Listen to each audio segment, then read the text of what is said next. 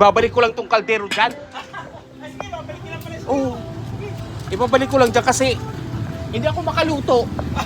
Bakit daw? Yung takip hindi naman ano. Ay, hindi. Binili ko mga ganyan tapos may tali. Hindi sukat. Oo, hindi naman natatakpan. Ah, malaki yung takip. Ewan ko kung... Kakainis to. Papalitan ko lang ng takip. Resibo niya sir. Wala ang resibo. Nakakita niya ng resibo. Kilala naman ako ng mga yan. Ha? Kailan dito?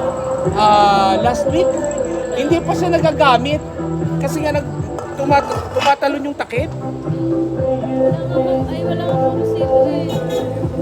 Kahit takip lang, bibilin ko naman to lang ha. Wait lang, okay lang ba? Kasi, hindi ito mapapalitan kasi hindi alam kung kailan ito binili. Ipaprocess pa po kasi sa ano. Kailangan na Bibili na lang ako ng takip para magamit ko lang to. Sige. Ate, bibili na lang ako ng takip kung ayaw na itong palitan. Takip po, wala po kami takip, sir. Yung set Paano ko naman siya magagamit, Sisi? Ba't po? Oo. Binili kasi namin ito na ganyan, dinala lang namin. Kilala mo naman baga ako. Opo, kaya lang, sir, yan naman po ay mare-return, kaya lang po ay resibo. Kailangan po talaga namin na. Kahit takip man lang? Opo. Kasi yan po ay set talaga. Ang bali po, bibili po kayo ng takip lang, wala po kaming ganto. Set talaga siya, may kasamang ganito. Resibo. Hindi po kasi namin yan, sir, lalo na't magpapalit po kayo ng ano, kasi yan po ay nasa system.